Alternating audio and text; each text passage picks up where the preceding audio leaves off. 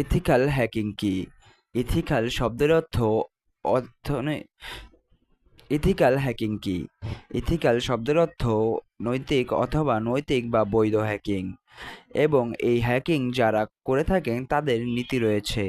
তারা অর্থনৈতিক কিছু তারা তারা অর্থনৈতিকভাবে কিছু করে না। প্রথমে জানি একজন হ্যাকারের কাজ কি বা সে কি করে। দেখুন, হ্যাকার যেগুলো সিস্টেম, কম্পিউটার, নেটওয়ার্কিং সিস্টেম ত্রুটি খুঁজে বের করার চেষ্টা করে এবং সিস্টেমটি নিরাপত্তা স্তর ভেদ করে মূল সিস্টেমে প্রবেশ করে এবং নিয়ন্ত্রণ গ্রহণ করে। এখন কেউ যদি সিস্টেম থেকে বা যে কোনো সফটওয়্যারটির নিরাপত্তা ত্রুটির খোঁজার সেটির কোম্পানির থেকে অনুমতি না নিয়ে সিস্টেমে প্রবেশ করে এবং অপরাধ করার চেষ্টা করে, তাদেরকে এই ধরনের হ্যাকারকে মিলিশিয়ান হ্যাকার বা ব্লাড হ্যাট হ্যাকার বলা হয়। মিলিশিয়ান হ্যাকার সাধারণত সিস্টেমের রুল এবং সিকিউরিটি ভেঙে ফেলে এবং মূল সিস্টেমের ক্ষতি সাধন করতে পারে। তো হ্যাকিং বলতে কোনো সিস্টেমের ত্রুটি বা কমতি খুঁজে বের করা হতে প্রবেশ করা। তাহলে ইথিক্যাল হ্যাকিং কি? ইথিক্যাল হ্যাকিং হচ্ছে হ্যাকার কোনো সিস্টেমের অ্যাডমিন বা সফটওয়্যার কোম্পানি থেকে পারিশ্রমিক নেওয়ার পরে সেই সিস্টেমের ত্রুটি চেক করতে আরম্ভ করে। সে যদি সিস্টেমের সিকিউরিটি ব্রেক করেও ফেলে তবে এটার করার জন্য তার সম্পূর্ণ অনুমতি থাকে। সে মিলিশিয়ান হ্যাকারের মতো বিনা অনুমতিতে কাজ করে না।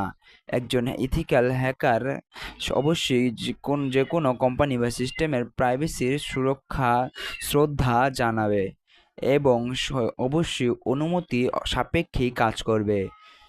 সে কাজ করার পরে মানে সিস্টেমটি চেক করা, যদি কোনো ত্রুটি খুঁজে পায় তবে অবশ্যই সেই ত্রুটি সম্পর্কে কোম্পানিকে অবগত করবে এবং সিকিউরিটি প্যাচ প্রদান করবে এবং সিস্টেমের সিকিউরিটি করতে সাহায্য করবে। সে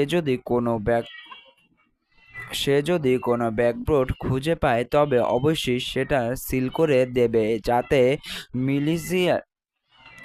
মিলিশিয়ান হ্যাকার সেটা দ্বারা প্রবেশ করে সিস্টেমের কোনো ক্ষতি সাধন করতে না পারে।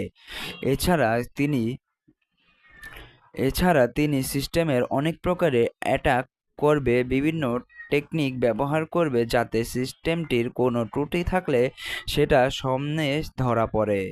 হ্যাক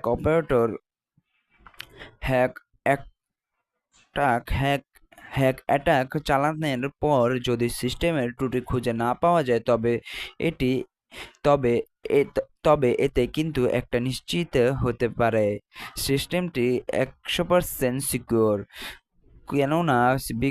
কেননা বাস্তবিকভাবে কোনো সিস্টেমই 100% সিকিউর নয়। এজন্যই নিয়মিত সিকিউরিটি চেক করা প্রয়োজন। দেখা হবে পরবর্তী ভিডিওতে। এইরকম হ্যাকিং সম্পর্কে কোনো তথ্য জানতে চাইলে আমাদের চ্যানেলটি